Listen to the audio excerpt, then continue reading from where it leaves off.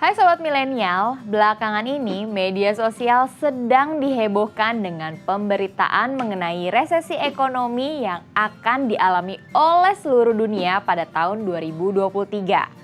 Resesi ekonomi akan menyebabkan seluruh dunia dilanda musibah yang belum pernah dialami sebelumnya. Isu resesi ekonomi ini ramai diperbincangkan oleh seluruh pakar ekonomi dunia. Negara di dunia harus bersiap dalam menghadapi berbagai macam kemungkinan yang ditimbulkan dari adanya resesi ini. Lalu, bagaimana dengan kamu Sobat Milenial? Sudahkah kamu bersiap menghadapi resesi tahun 2023? Jika belum, yuk mulai bersiap-siap.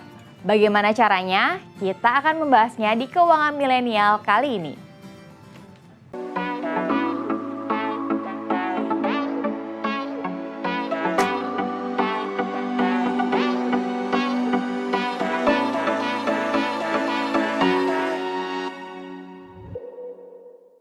Penyebab resesi ekonomi tahun 2023.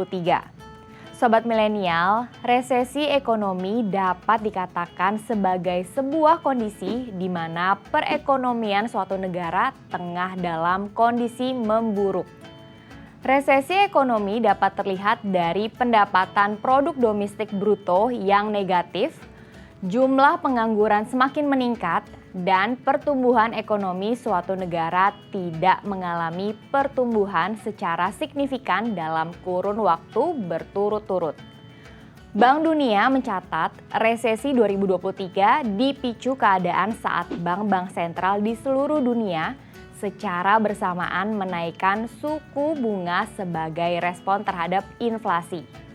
Inflasi adalah proses meningkatnya harga secara umum dan terus-menerus. Ada beragam pemicu inflasi. Pertama, harga yang terus-menerus naik dan meluas yang memicu krisis biaya hidup. Kedua, invasi Rusia ke Ukraina dan krisis energi terkait. Ketiga, perlambatan ekonomi di Tiongkok. Investor dunia mengharapkan bank sentral menaikkan suku bunga kebijakan moneter global hingga hampir 4% hingga 2023. Kenaikan ini mencapai lebih dari 2 poin presentasi di atas rata-rata 2021.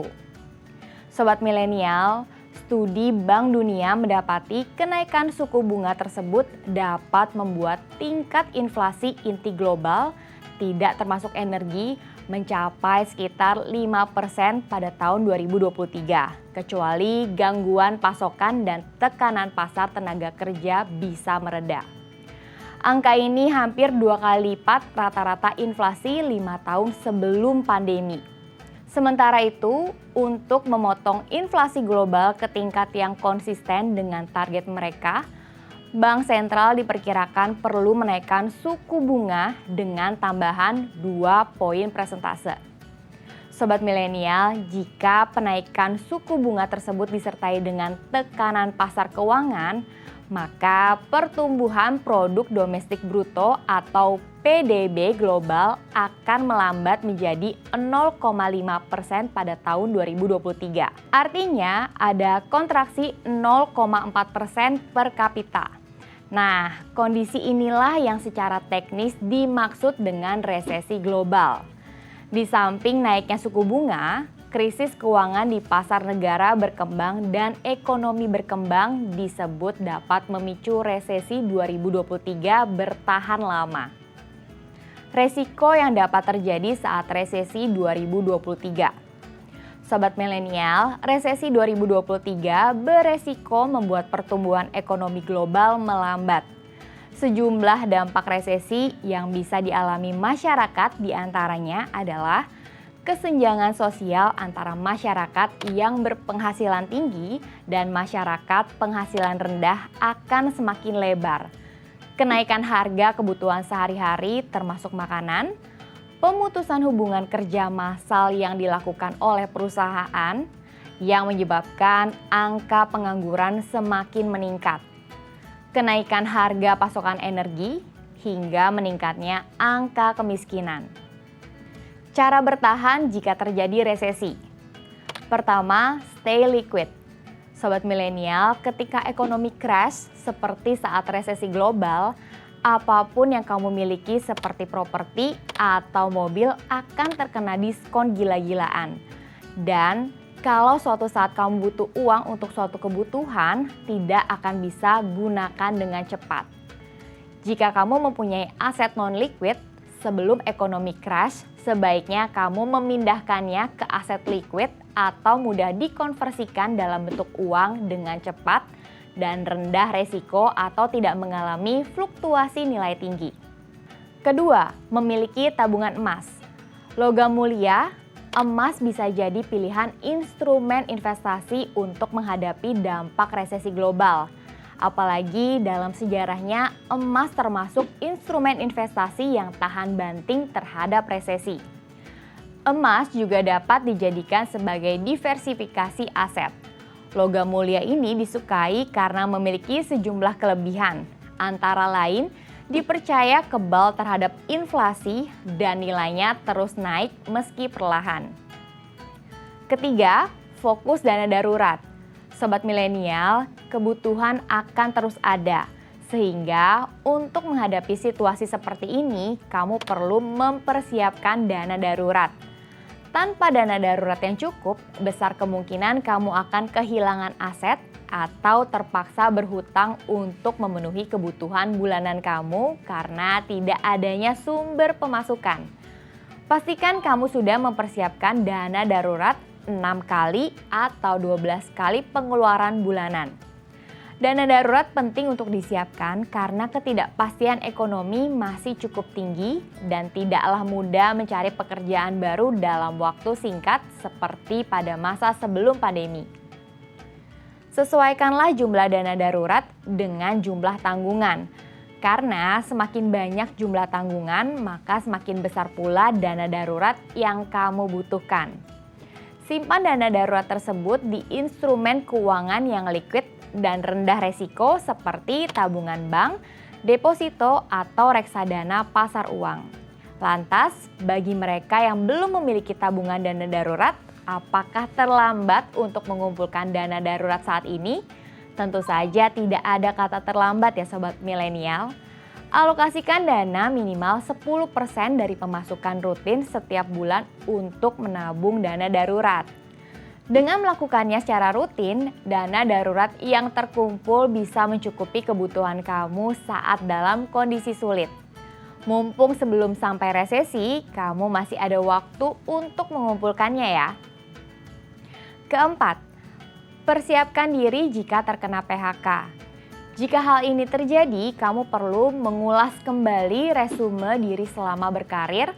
Bahkan momen saat ini merupakan kesempatan baik untuk memperbarui data diri pada situs jaringan profesional. Sehingga jika terkena PHK, kamu sudah siap mencari pekerjaan baru sesegera mungkin. Kelima, hemat apa yang bisa dihemat. Sobat milenial, cobalah cek pengeluaran yang masih bisa dihemat. Misalnya, memilih menggunakan paket data atau WiFi yang lebih murah, atau mengurangi belanja yang tidak terlalu penting, atau substitusi ke produk dengan harga yang lebih murah. Belilah kebutuhan yang penting saja. Sisa alokasi kebutuhan ini bisa kamu tambahkan untuk dana darurat. Batasi juga penggunaan kartu kredit yang selama ini mungkin tanpa sadar menggerus keuangan kamu. Keenam, mencari pendapatan tambahan. Menghemat mungkin bisa jadi jalan tercepat untuk menjaga keuangan menjelang resesi. Namun, alangkah baiknya jika menambah pemasukan seperti mencari pekerjaan sampingan atau dengan memanfaatkan hobi untuk mulai berbisnis. Ketujuh, buat pohon uang. Sobat milenial, kamu bisa mencari pendapatan tambahan dengan berinvestasi pada instrumen yang bisa menghasilkan keuntungan pasti dengan konsep compound interest atau bunga berbunga. Tetapi hindari dulu ya untuk mendapatkan tambahan dari investasi dengan resiko tinggi. Kedelapan, jangan menambah hutang. Sobat milenial, jika ingin berhutang yang sifatnya produktif, kamu bisa evaluasi apakah saat ini adalah waktu yang tepat untuk berutang dan lakukan proyeksi yang tepat sebelum berutang. Pelajari juga apakah hutang yang kamu ambil akan bermanfaat untuk jangka panjang atau malah akan jadi liabilitas. Jika saat ini kamu sudah punya utang, cobalah untuk mencari cara bagaimana utang kamu lunas secepat mungkin. Prioritaskan bayar utang dengan bunga paling besar. Jika tidak bisa, kamu bisa gunakan dua cara seperti restructure atau refinancing utang kamu. Sebaliknya, jika saat ini kamu tidak punya utang, itu sangat bagus. Ingat ya sobat milenial, jangan masuk ke utang konsumtif dulu saat ini. Kesembilan, memiliki asuransi. Kesehatan adalah hal yang utama. Memastikan proteksi kesehatan kamu dan keluarga dalam situasi ekonomi yang tidak pasti menjadi sebuah keharusan. Minimal kamu harus memiliki asuransi kesehatan agar tidak menggerus uang tabunganmu jika sewaktu-waktu kamu jatuh sakit. Sobat milenial, ancaman resesi global 2023 sudah di depan mata.